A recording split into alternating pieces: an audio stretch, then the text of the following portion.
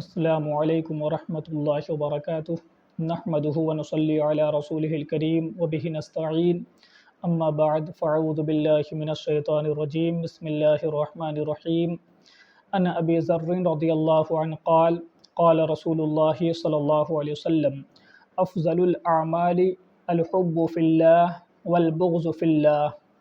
حضرت ابو ذر رضی اللہ تعالیٰ عنہ سے روایت ہے کہ رسول اللہ صلی اللہ تعالی وسلم نے فرمایا، سب سے افضل عمل اللہ کے لیے محبت کرنا اور اللہ ہی کے لیے بغض رکھنا ہے۔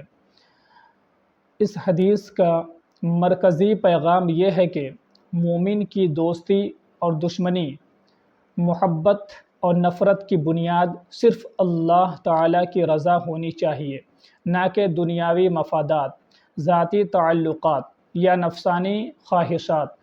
الحب فی اللہ کسی کو اس کے ایمان، تقوی، اخلاص یا نیکی کی بنیاد پر محبت کرنا۔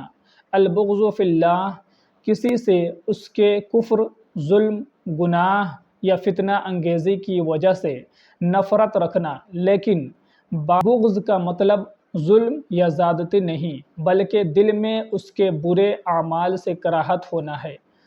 یہ دونوں صفات ایمان کی علامت اور مومن کی سچائی کی دلیل ہے، جیسا کہ دیگر احادیث میں بھی آیا ہے، من احب للہ وابغض للہ واعطى للہ ومنع للہ فقد استکمل الایمان۔ جس نے اللہ کے لیے محبت کی، اللہ کے لیے بغض رکھا، اللہ کے لیے دیا اور اللہ کے لیے روکا، اس نے ایمان کو مکمل کیا۔ وما علینا الا البلاغ۔